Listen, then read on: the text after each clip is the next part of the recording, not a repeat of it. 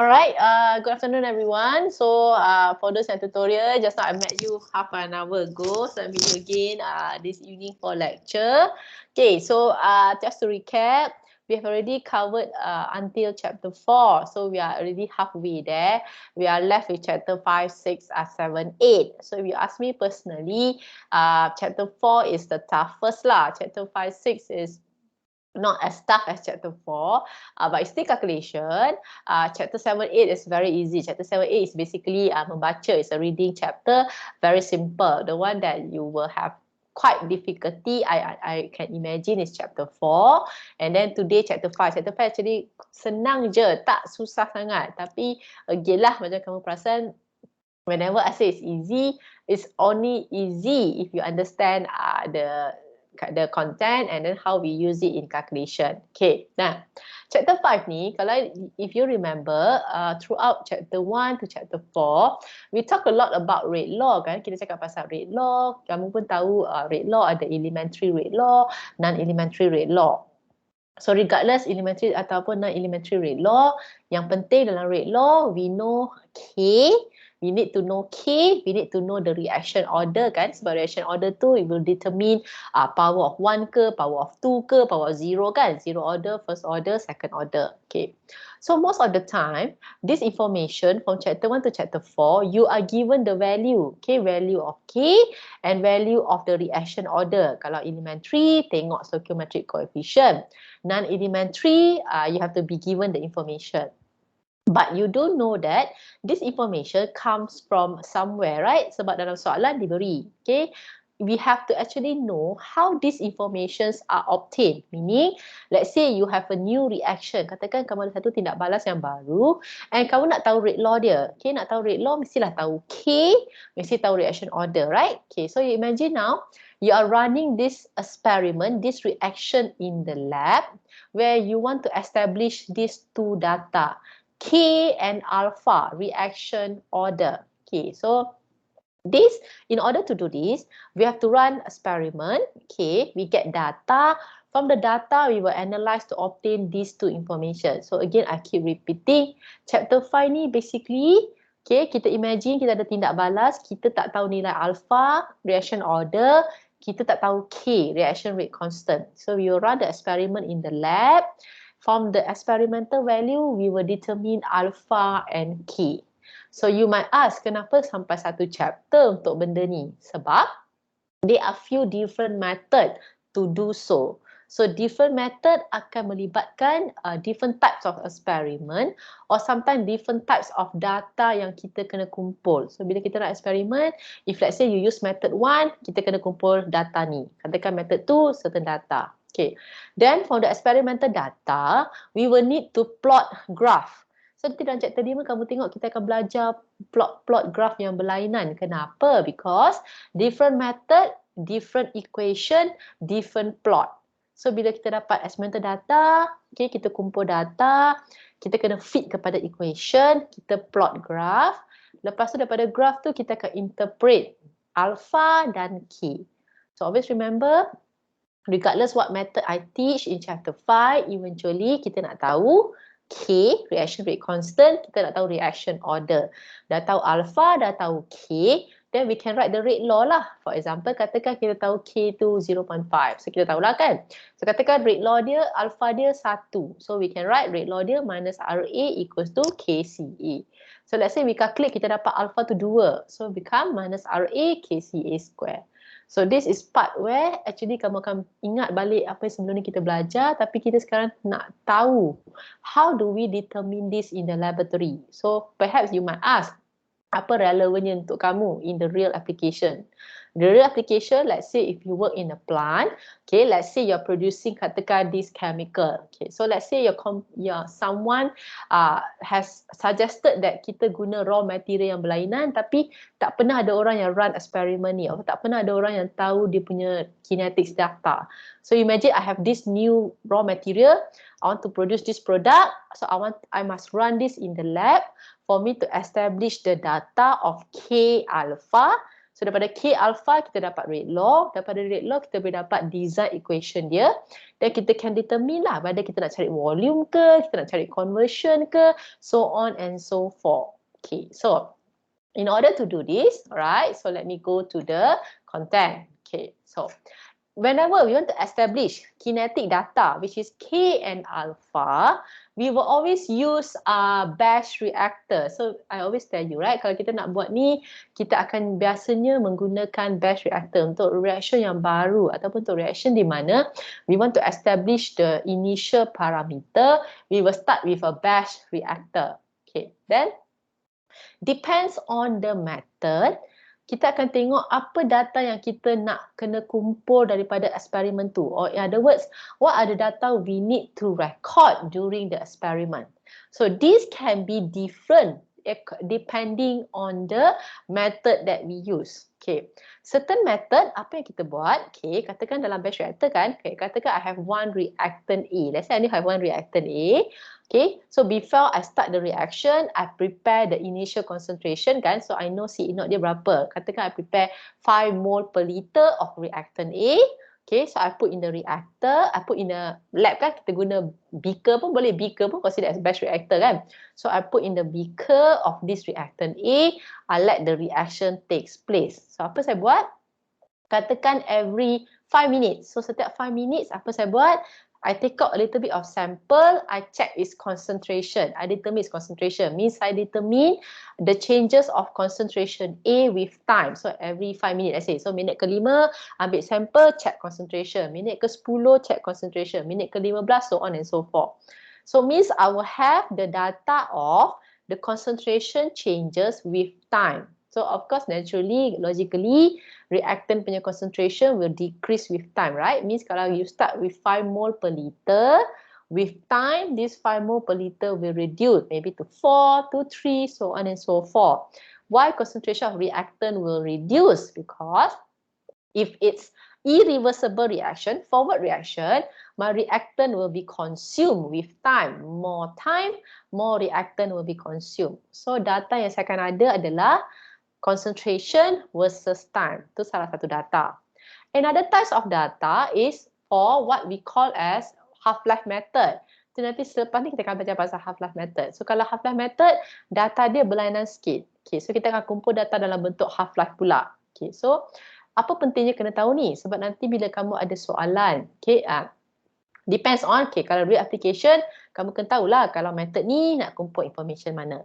Kalau dalam exam, dalam test pula, yang penting kena tahu. Kalau let's say you're given this data, method mana yang kamu kena guna. Sebab tak semua method menggunakan data yang sama. So you must understand, katakan saya beri data concentration dengan masa, you know that, oh this data, I must use this method.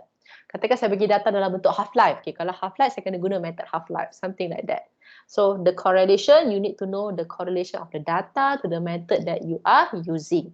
But regardless whichever method pun yang kita nak dapat in the end is K, reaction order alpha, and then rate law. Dah tahu K, dah tahu alpha, of course you can find the rate law. Okay, so first, I will go to the very first method. Basically, we have 4 different methods. Method yang kita akan fokus will be half-life method, differential method, integral method. Initial rate ni kita hanya belajar in passing, just to know the concept, but we won't go into deep. The one that we go deep will be half-life method, differential method, and integral method. So tu saya kata kita kena faham data dia sebab method berlainan menggunakan data yang berlainan. So katakan kamu nak choose to use half-life method, then you need to know apa data yang diperlukan. Kalau differential method, apa data yang diperlukan, so on and so forth. Okay, so we go to the very first method, half-life method. Okay, in order to understand half-life method, of course you need to first understand what is half-life. Okay, so half-life kita akan guna T half. Okay, T subscript setengah. Okay, what is T half? Okay, so T half is actually time. So anything ada T tu mesti time. Tapi T half ni specific. Dia punya definition is time taken for your initial concentration to become half of its original value. Maksudnya, katakan, okay, mula-mula kamu prepare, initial concentration dia, let's say A tu 5 mol per liter. Okay, kamu masuk dalam reaktor, okay, kamu biarkan dia tidak beras berlaku. Okay, so kamu rekod, katakan setiap seminit, kamu rekod. Katakan minit pertama, concentration tu jadi daripada 5 jadi 4. Minit kedua jadi 3. Kamu rekod. Kamu akan stop record apabila the concentration yang baru tu adalah half of its original concentration. Meaning katakan pada minit ketiga bila kamu check, concentration tu dah menjadi 2.5. Half kan? Half daripada 5. That 3 minute is your half life. Meaning time taken for the original concentration or the original initial concentration to become half of its value.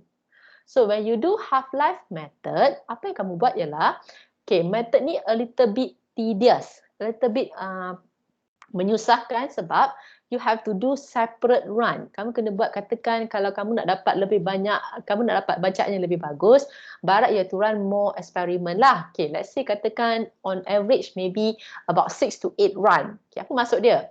Setiap run tu, kamu akan start dengan solution dengan initial concentration yang baru. So katakan pada run 1, you start with initial concentration A tu, reaktan kamu tu 2 mol per liter, 2 molar.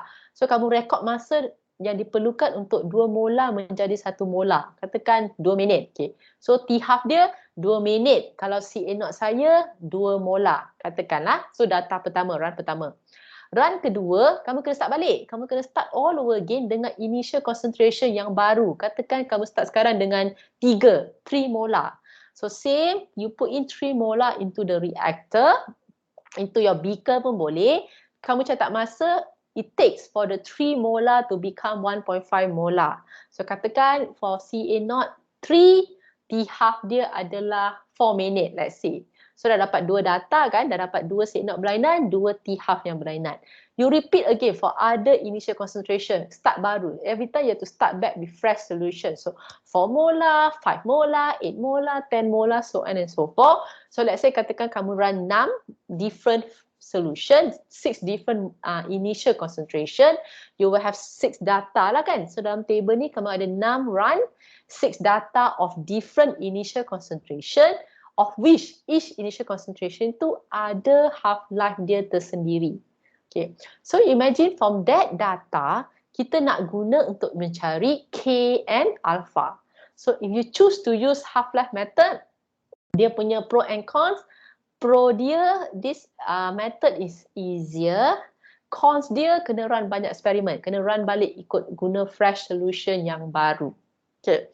So now you imagine after I have this table of information, means saya dah record berapa masa yang diperlukan untuk initial concentration menjadi half. Saya nak guna information ni untuk mencari K dan T half. Okay. To do this, dia bukan straightforward. Kamu bukannya terus daripada nilai table tu kamu boleh terus calculate. Dia tak boleh sebab we need to find a correlation ataupun perhubungan, a relationship between this T half and K and alpha. Kan saya nak cari K dengan alpha kan. So saya kena tahu apa perkaitannya data T half dengan K dan alpha.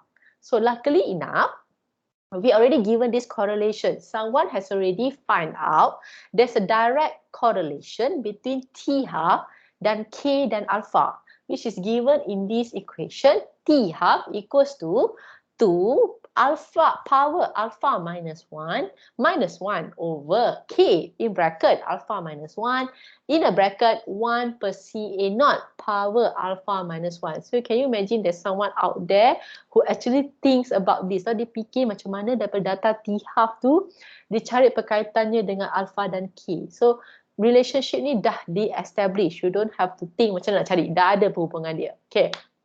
However, okay, in order for us to solve this, kamu kena fahamkan kita ada data, katakan tadi kita buat 6 run kan, we have 6 separate data. And then remember I told you, kita nak gunakan graph. You have to plot a graph to find this alpha and K. So what you do is, in order for us to plot a graph, kamu ingat kan kalau kita nak plot graph, kita kena ada equation dalam bentuk linear of which equation tu mesti dalam bentuk y equals to mx plus c. Ingat kan kalau kita nak plot graph, kita kena data paksi Y, data paksi X kan? Betul, data tu mesti dalam bentuk equation Y equals to MX plus C. Okay, so similarly to this case, in order for me to find alpha and K of which I have separate data, I have 6 separate runs and I want to plot a graph. So I need to actually linearize the equation in the form of Y equals to MX plus C.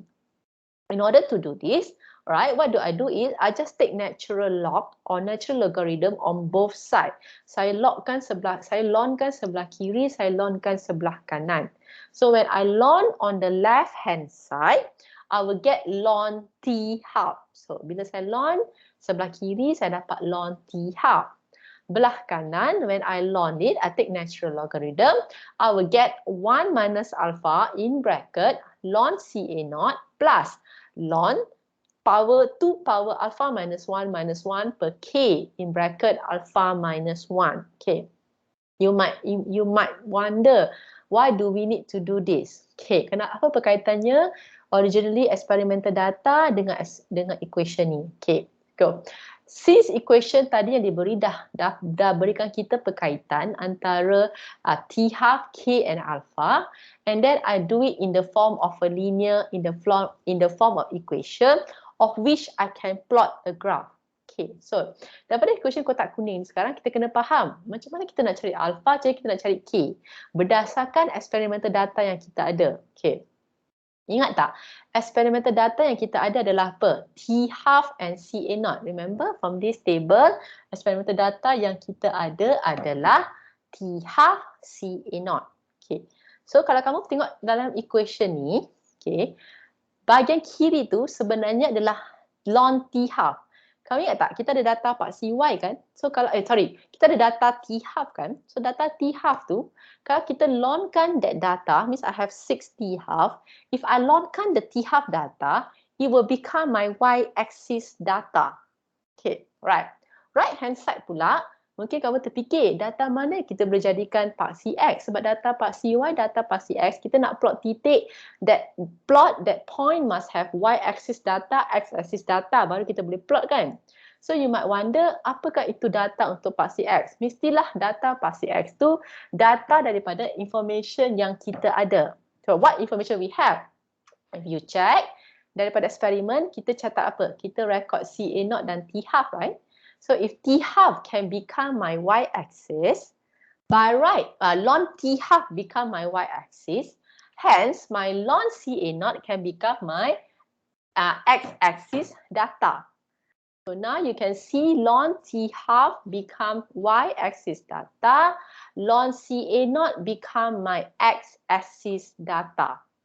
Okay, so why this become X is because again experimental data yang kita record is CA0 dan T half. So from the equation that CA0 data kalau saya lonkan will become my X-axis data. The T half data in the experiment, if I lonkan, it will become my Y-axis data.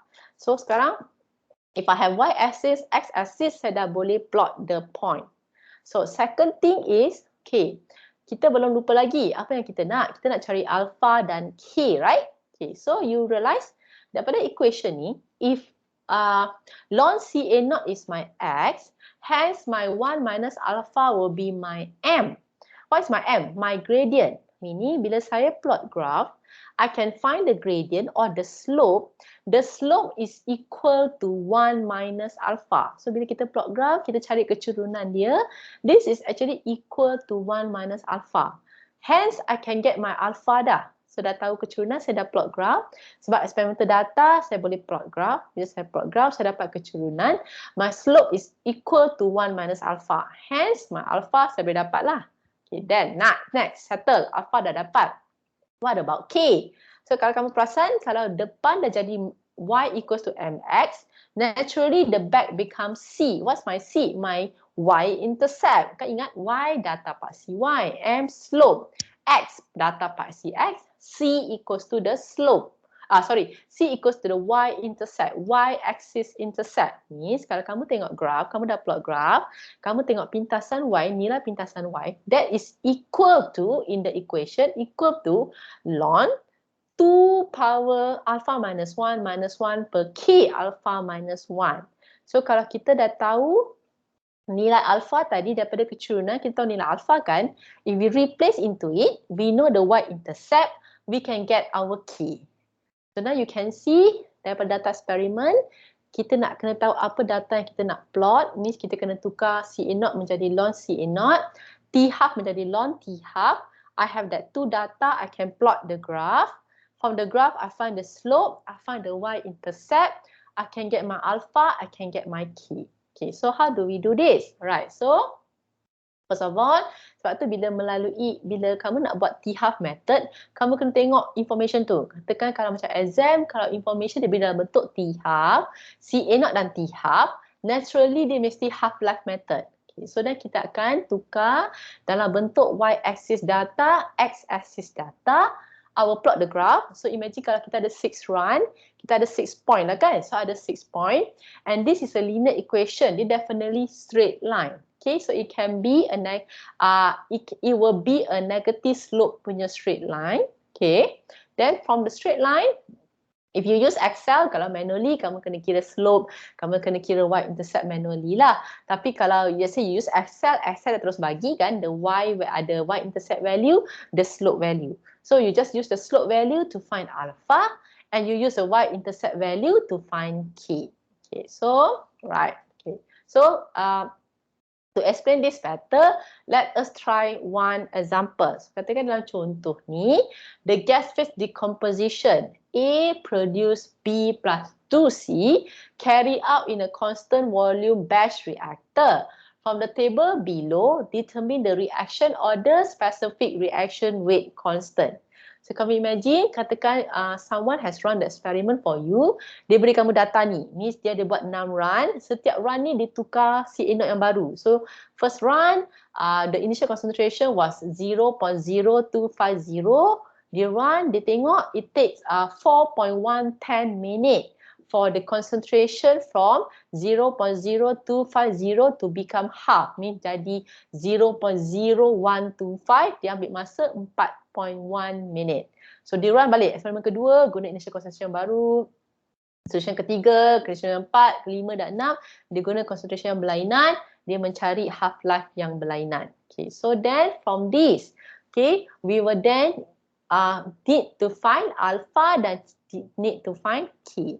So how do we do this? Okay, so ingat, kamu kena check balik. Equation tu kata kalau kita nak plot graph untuk question ni, kita kena y-axis punya data tu kita kena jadikan dalam bentuk ln T half. So all the value T half kamu kena lnkan lah. So ln 4.1 you get 1.41.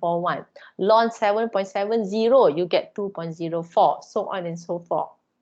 X-axis pula, from the equation, the x-axis data must be in the form of ln CA0.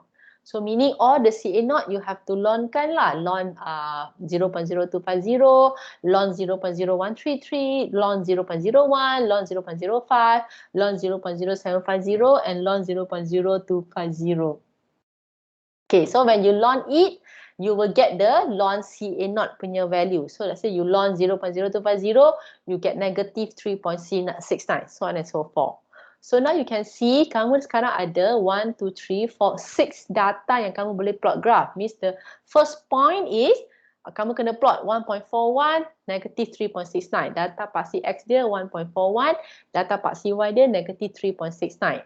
Titik yang kedua, the second point, 2.04, negative 4.32. Contohnya macam plot ni. Kamu tengok, sudah titik yang ke atas tu adalah titik yang kita dapat daripada data yang kita dapat tu. Kita akan plot the point, right? So the point.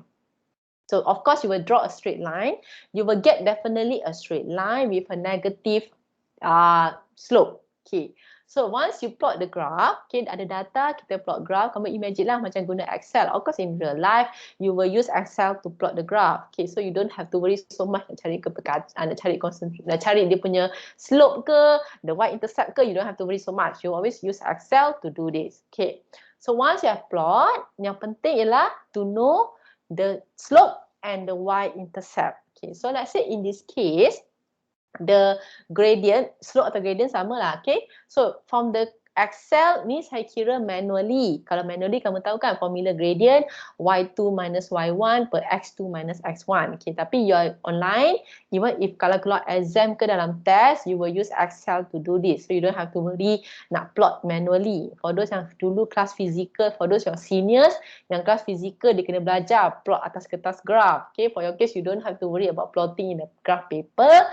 You just know how to plot this using Excel. Okay, so kamu kena tahulah plot dia macam mana, data paksi X, data paksi Y. Okay, after you plot, Excel will give you the gradient.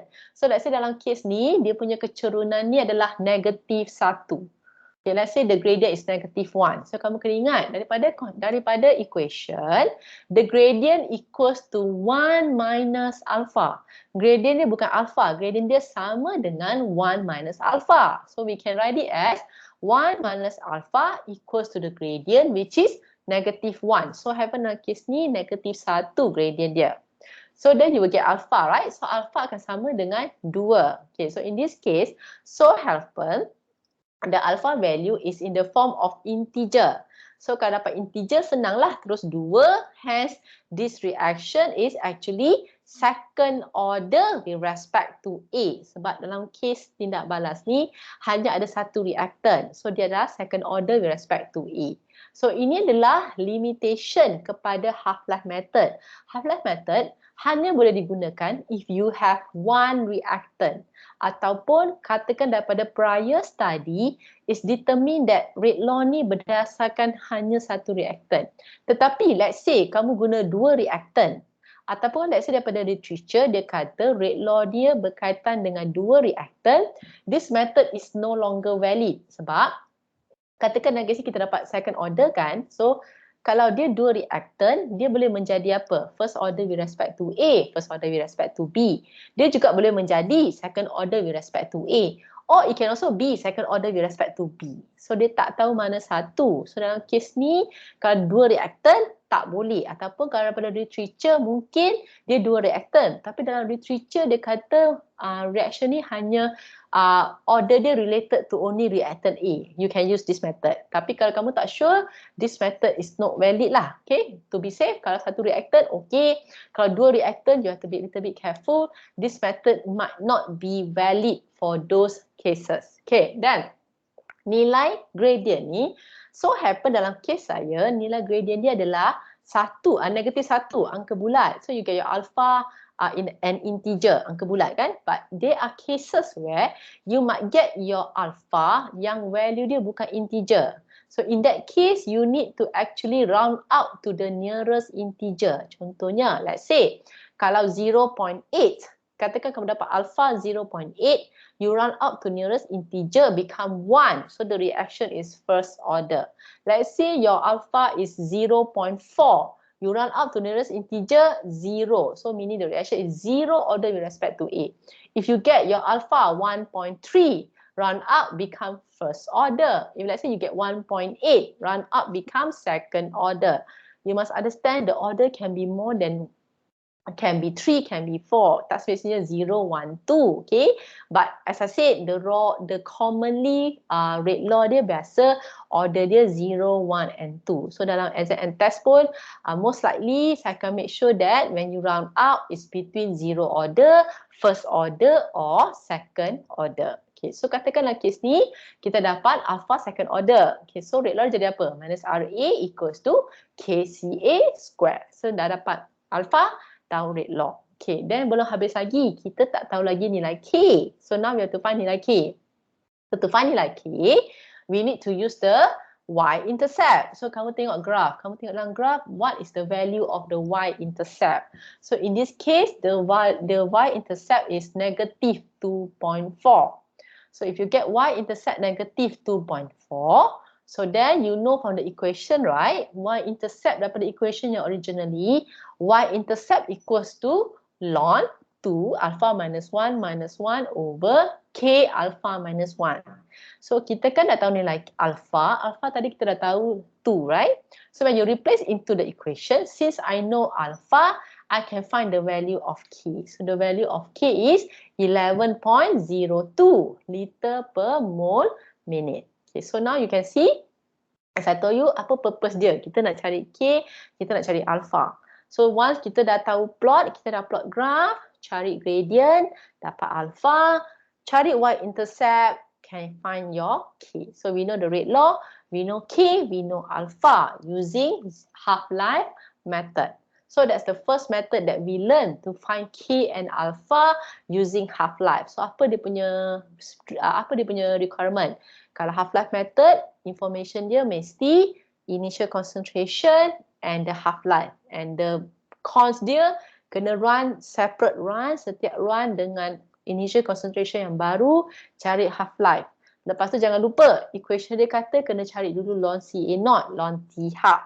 Dah dapat data ln CA0, data ln T half, plot graph. Daripada graph, find slope, find intercept, then only you find alpha, you find K, you find the rate law. So done for first method. Okay, next. Second method, differential method. Okay, differential method ni method yang paling susah sebenarnya.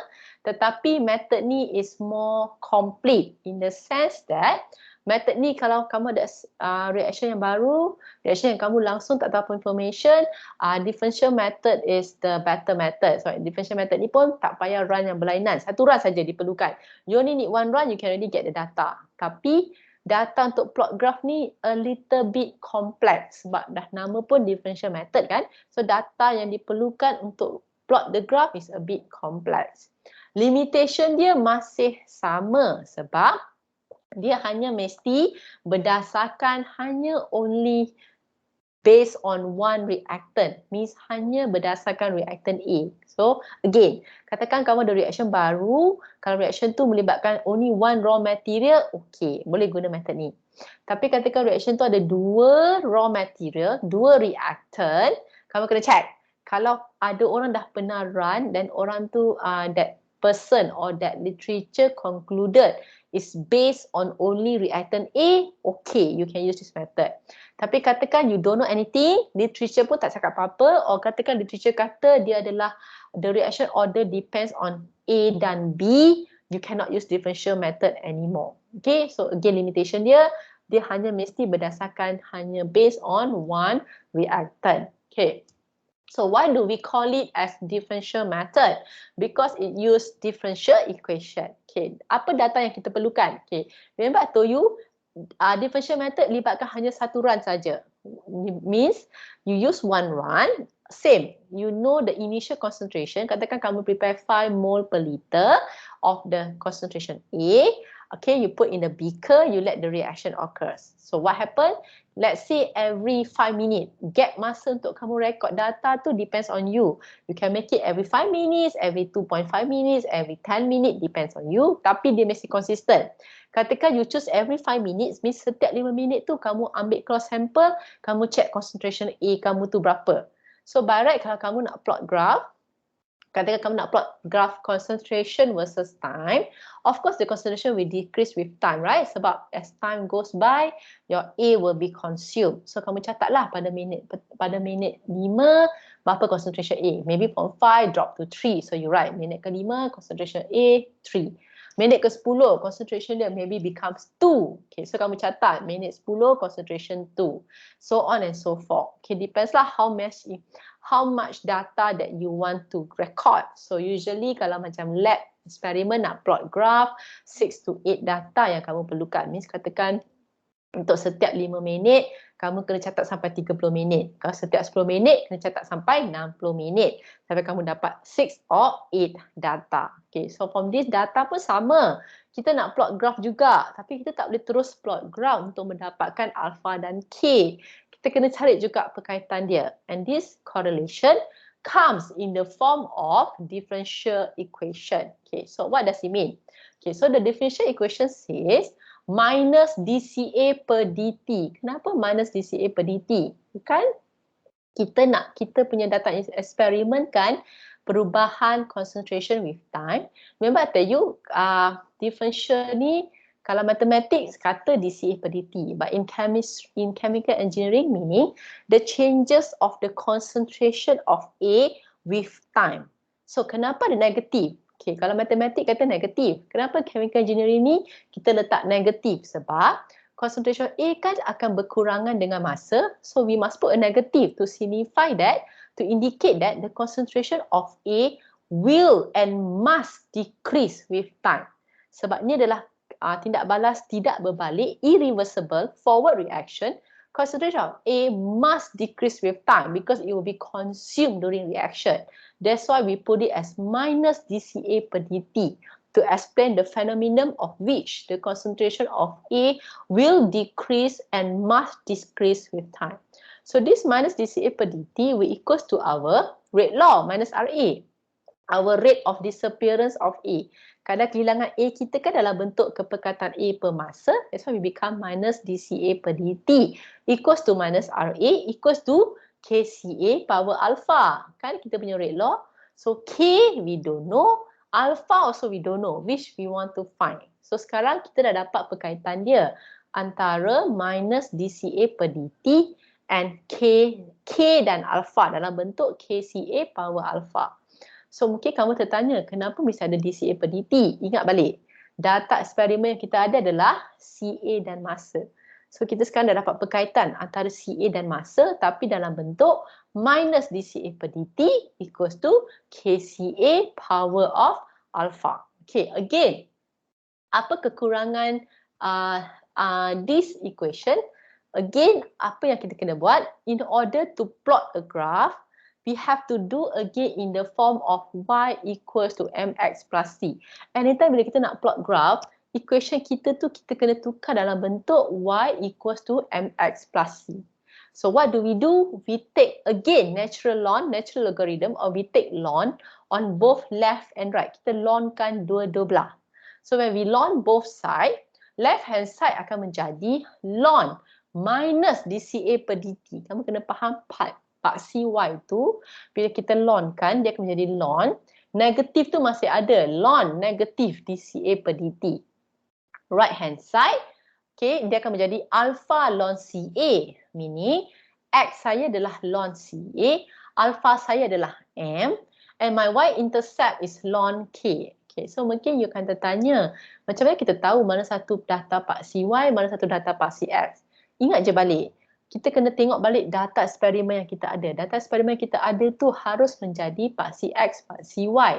Tapi tak boleh directly. Kita kena tengok bagaimana kita nak gunakan dia. So kami ingat kan, data eksperimen kita CA dan masa. Kan ingat, kita akan rekod CA dengan masa, right? So kita ada data CA, kita ada data T. We have CA, we have T. So the y-axis data ni, kita kena tukar yang CA and T in the form of ln minus dCA per dt. Right hand side, data CA tu kita ada kan? Kita lnkan data CA tu, kita dah dapat data part CX. So, data part CX, data part CY mesti data yang kita ada tapi kita kena tukar in the form of which the equation requires.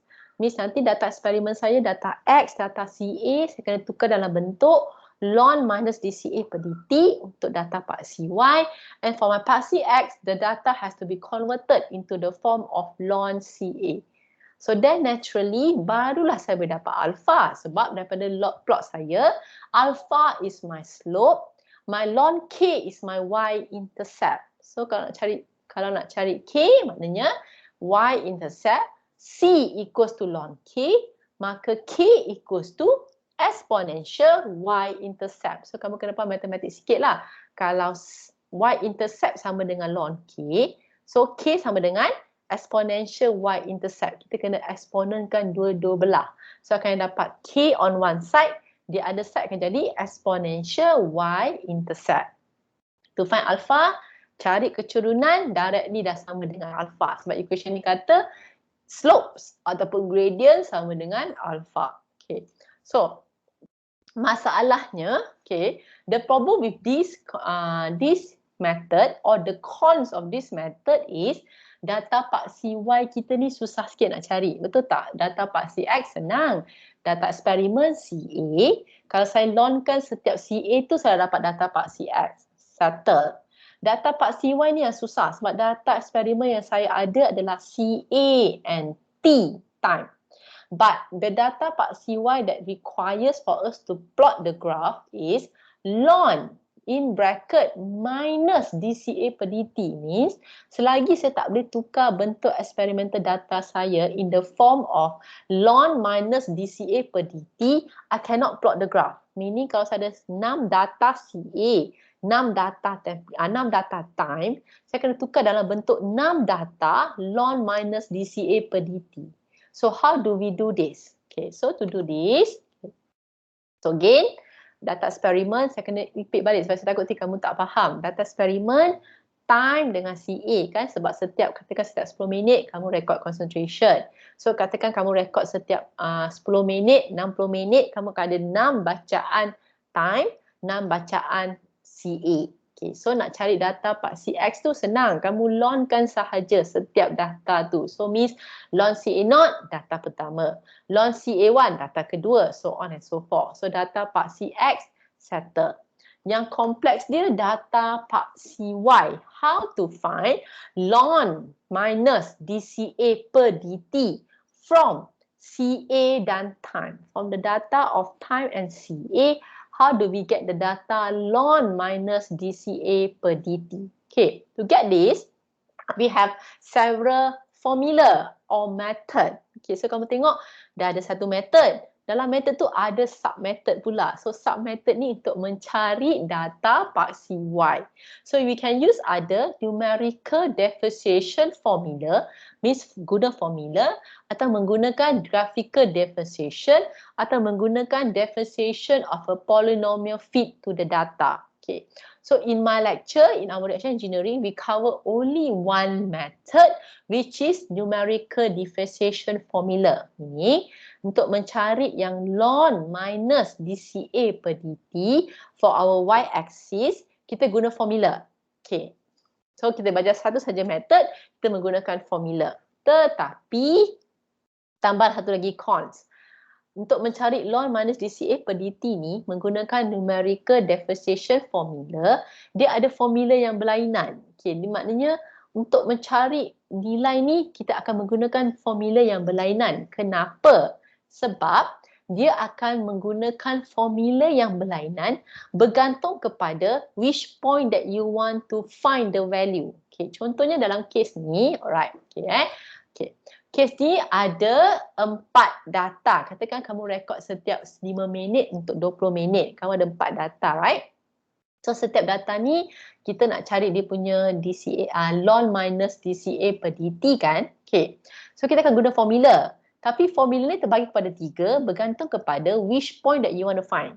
So if let's say you want to find for the very first ln minus DCA per DT, we will use the initial point formula. Okay. Then, untuk setiap data di antara initial dan last, contohnya dalam kes ni ada 2 point di tengah-tengah, kita akan guna interior point formula. So, interior point formula ni untuk mencari ln minus DCA per DT untuk setiap point di antara initial dan last. Dan lastly, the very final point of which you want to find the ln minus DCA per DT, you will use the last point formula. So basically we have 3 different formula.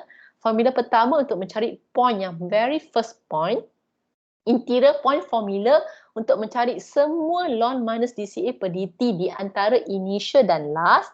Dan the last point formula is to find just the very last ln minus DCA per DT. Okay, so that's next. Next one, information yang kamu kena tahu, formula ni pula bukan untuk mencari ln minus DCA per DT. Formula ni untuk cari DCA per DT dahulu. Meaning, from the formula that you use, actually we will first find DCA per DT. So means daripada kamu kira formula tu, kamu dah dapat DCA per DT, kamu kena negatifkan nilai tu and kamu lnkan nilai tu, baru kamu dapat nilai untuk y-axis data. Meaning, untuk mencari y-axis data tu ada tambahan kerja dulu. Guna formula, use formula, find first DCA per DT.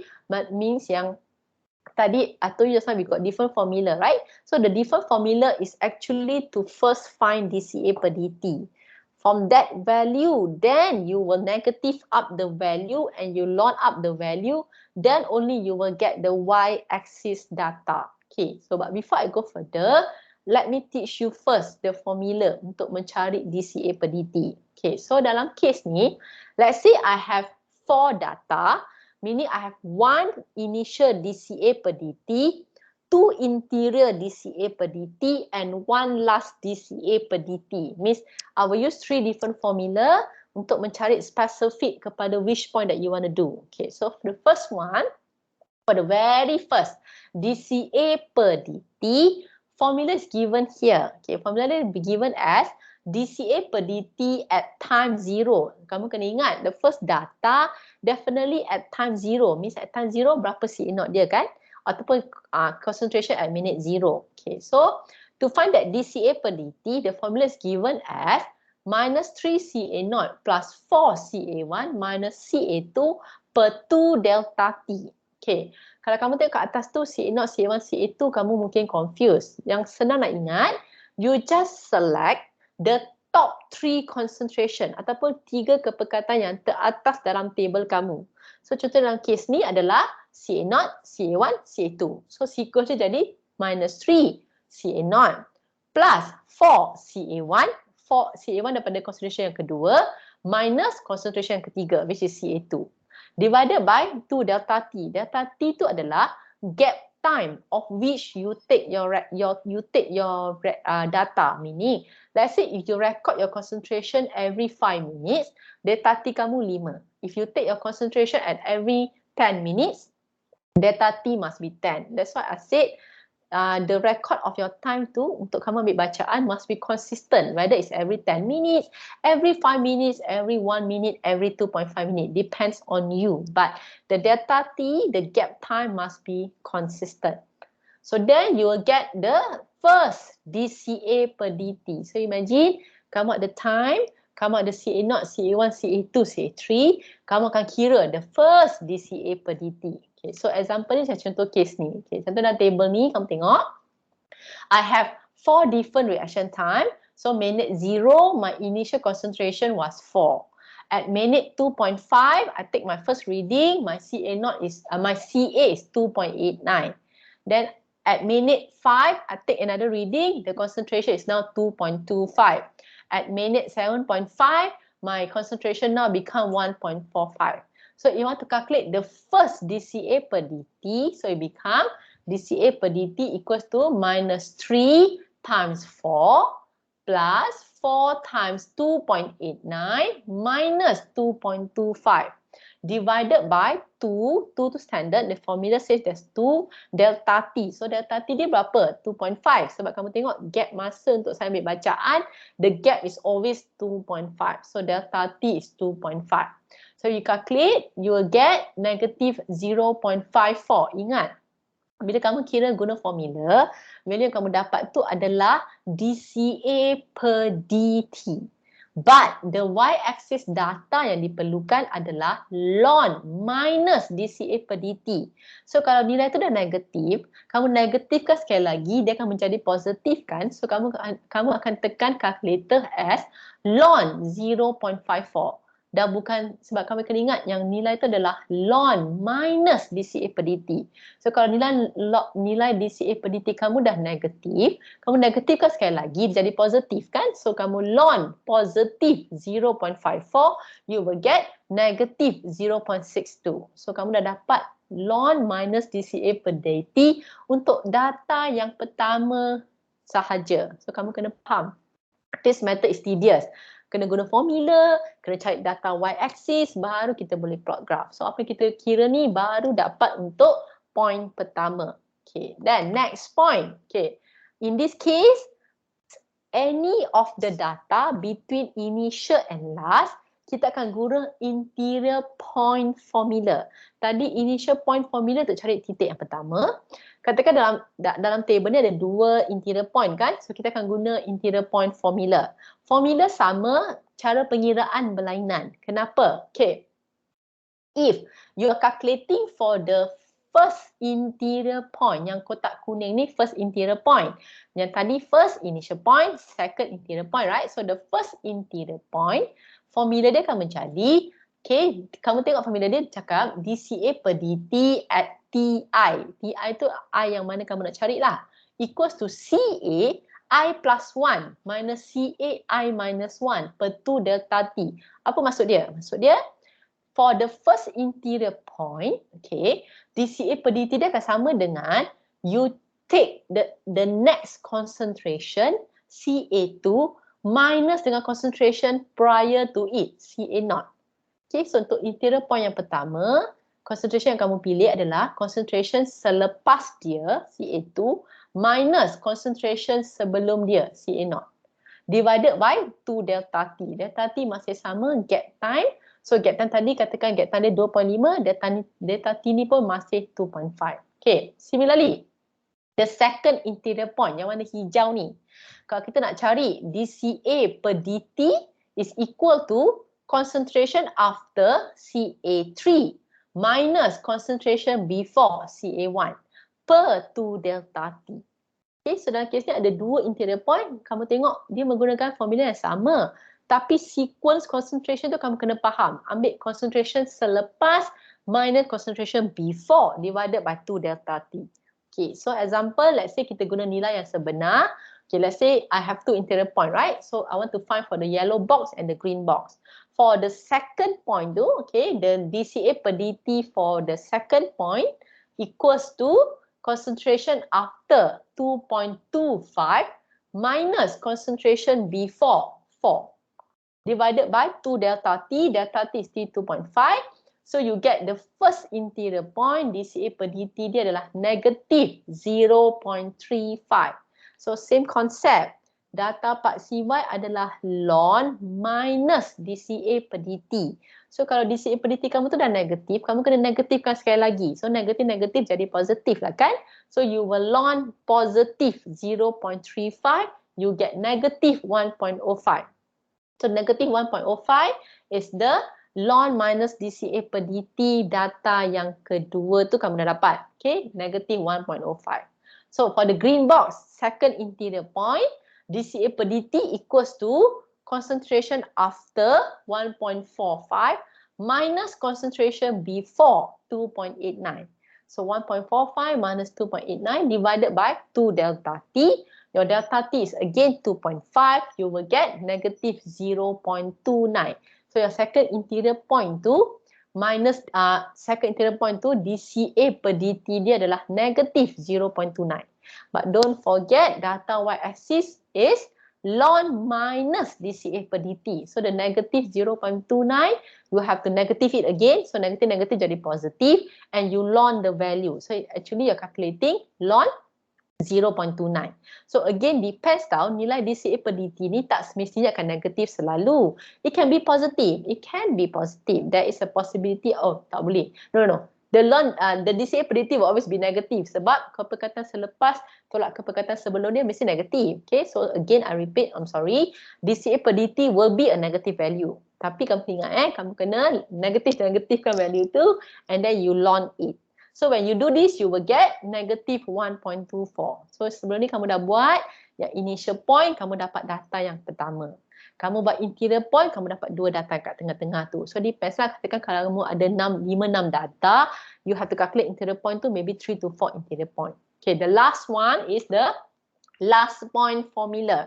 Last point formula is to use to calculate dCA per dt and then ln minus dCA per dt for the very last point. So dia macam tedious kan. Initial satu formula, interior ada formula dia. Last point satu lagi formula. Okay, so last point formula ni, okay, kamu tengok formula dia macam susah sikit sebab ada CA I minus 2 minus 4 CA I minus 1 plus 3 CA I over 2 delta T. Okay, senang je. Nak tahu concentration mana yang nak digunakan, you choose the bottom 3 concentration, follow the sequence. So dia akan menjadi, kamu tengok dalam ni 3 concentration yang paling bawah kan, so dia menjadi CA1 minus 4 CA2 plus 3 CA3 per 2 delta 3.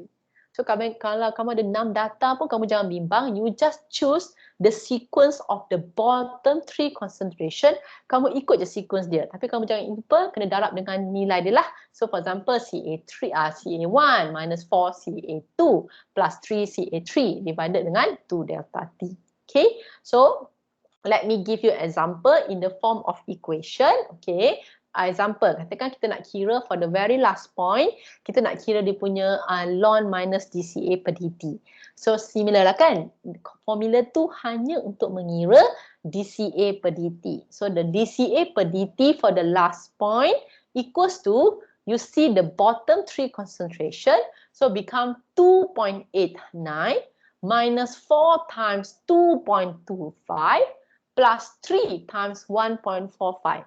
So kamu tak payah bimbang nak tengok mana concentration kamu nak pilih. Kamu just ingat take the bottom 3 concentration, multiply with the number, ikut formula, divided by 2 delta T again. So delta T akan sentiasa sama, initial, interior, final. As long as you follow the same gap, delta T tu masih 2.5. Okay, so then when you get the last point punya dCA per dt, same concept, negatifkan nilai itu dan lnkan nilai dia. Okay, so in all initial, interior and last, dCA per dt tu akan jadi negatif. For sure akan jadi negatif. So make sure the negative value tu kamu negatifkan sekali lagi and then kamu lnkan, and eventually you will get the very last y-axis data. So kamu kena ingat yang kamu buat ni hanya untuk mencari data paksi Y. So dah dapat data paksi Y, data paksi X, plot graph untuk dapat alpha dan K. Okay, so sikit lagi, a little bit more to finish this example. Okay, so as I told you, dah dapat data paksi Y, data paksi X, plot the graph, find the gradient, find the y-intercept, you get alpha, you get K. Okay, so let me finish by giving you one final example. Okay, katakan, so kamu tahu kan kalau method differential ni means data dia mesti dalam bentuk concentration and time. Kalau dia beri data half-life, you cannot use differential method. Data half-life mesti half-life method. Data concentration time, differential method. Okay, so daripada data ni, dia suruh kita cari alpha, dia suruh kita cari K. Sama. Tapi data dia beri time, concentration. So when you are given this data, katakan dalam exam, dalam test, kamu kena ingat, first of all, kamu kena cari dulu data paksi Y, data paksi X. Lepas tu, kamu kena tengok differential method, data paksi X saya adalah ln CA. So, kamu kena lnkan semua nilai CA saya dapat data paksi X. Data paksi I, you have to, data paksi I, data paksi Y, kamu kena cari data ln minus dCA per dt. So we do one by one. So kamu tengok kamu punya table tu akan tambah column. So the first column is for the x-axis data. So kamu lnkan saja experimental data kamu tu. Means ln 4, 1.39. Ln 2.89, 1.06. So on and so forth. So now for your point, you have here 6 point. Each point tu dah ada x-axis data. The tedious part is to find the y-axis data. So y-axis data ni kamu tengok dalam case ni kita ada satu initial point, satu last point, 4 interior point. So 4 interior point tu kena guna interior formula. Yang initial kena guna initial formula, last point guna last point formula. So dalam case ni initial point ni untuk mencari the very first dCA per dt, kita kena ikut formula dia lah. So formula dia again I tell you, sequence concentration kalau initial point, kamu ambil 3 concentration teratas. So it become minus 3 multiply with 4 plus 4 multiply 2.89 plus minus 2.25. Then you calculate, you will get the dCA per dt as negative 0.54. Tapi jangan lupa data paksi Y adalah ln minus dCA per dt. So nilai negatif 0.54 ni kamu kena negatifkan balik. So dapat positif 0.54. You ln the value, you will get negative 0.62. So that's your first point in your graph. Now interior point. So interior point ada 4. So setiap satu ni kamu kena kira dia punya dCA per dt. Okay, so contohnya saya kira untuk case yang kedua ni, the first interior point kan, ataupun dalam table ni adalah data yang kedua, row yang kedua. So DCA per DT dia sama dengan, untuk row kedua ni, kamu ambil concentration selepas dia 2.25, kamu tolak concentration sebelum dia 4. So that's why 2.25 minus 4 per 2 delta T. Delta T 2.5 juga dalam case ni. So you get negative 0.35 DCA per DT. Net ln minus DCA per DT dia adalah negative 1.05. Okay, let's say I do for the second interior point ataupun point row yang ketiga. So for the row ketiga, you become concentration after 1.45 minus concentration before 2.89. So ambil concentration row 4, tolak concentration row kedua untuk dapat untuk row ketiga punya data. Then you will get the ln minus, you will get DCA per DT negative 0.29 and the ln minus DCA per DT as negative 1.24. Okay, so you do the same for interior point 3, interior point 4. Example ni saya tak tunjuk tapi jawapan saya bagi. Okay, so you have 4 kali formula yang kamu kena buat lah untuk interior sebab kamu ada 4 interior point. And then finally the last point. So the last point as I told you, sequence dia ambil sahaja the bottom 3 concentration, ikut je sequence dia. That's why jadi 1.45 minus 4 times 1 plus 3 times 0.65 divided by 2 delta T again. So you get DCA per DT and then you will get ln minus DCA per DT as negative 2.12. So you can see differential method ni sangat tedious in the form dah sebab nak cari nilai paksi X, paksi Y tu kena ada lagi formula. Okay, so in the exam, in the test, kamu kena buat ni lah. Okay, tapi plot graph yang penting, kamu dah boleh plot graph tak payah manually, kamu boleh guna Excel. Okay, so now imagine, kamu dah ada data paksi Y, kamu dah data paksi X, kamu dah boleh plot graph, right? So kita ada 6 point, right? So we got 6 point. So same concept, make sure you draw a straight line and then Excel will give you the value of slope and the y-intercept. So tengok balik daripada equation, slope atau gradient is equal to our alpha, our reaction order. So dalam case ni, kita dapat slope dia atau gradient dia 0.8. So this is equal to alpha. Again, you have to round up to nearest integer, which is 1. So we can say the reaction is first order with respect to A sebab alpha 1. Okay, itu merujuk kepada reaction order of A which is 1. So we can say first order with respect to A minus RA equals to KCA. Power of 1 tak tulis power 1 pun tak apa. Belum habis lagi nak cari K. Kan nak cari alpha, nak cari K kan. Daripada equation, ln K equals to y-intercept. So daripada Excel, y-intercept dia sebenarnya negative 1.79 yang sini.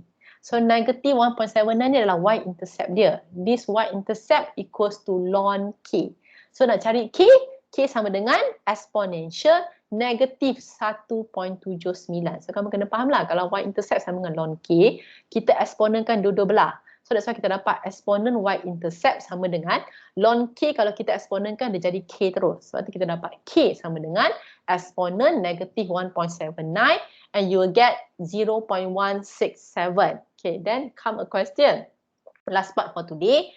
Unit dia. Macam mana kita nak tahu unit value K? So unit untuk value K, saya dah pernah ajar dalam chapter 2 kan. Kita boleh tahu reaction order dia dan unit K berkaitan dengan reaction order. Contohnya kalau dia first order, nilai K tu unit dia akan per time.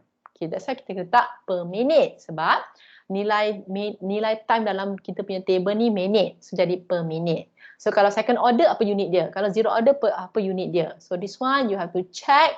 Chapter 2 I already touch. Kalau nilai K, zero order apa unit K? First order apa unit K? So on and so forth.